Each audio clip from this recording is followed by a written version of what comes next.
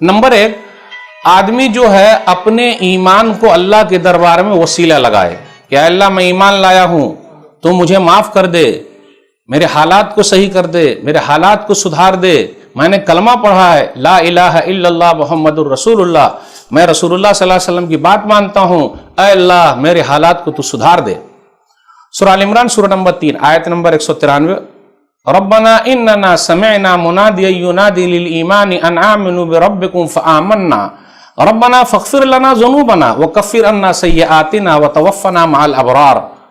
اے ہمارے رب، ہم نے سنا ہے کہ ایک آدمی ایمان کے لیے لوگوں کو بلا رہا تھا کہ ایک اللہ پر ایمان لاؤ، تم اپنے رب پر ایمان لاؤ، تو ہم ایمان لے آئے۔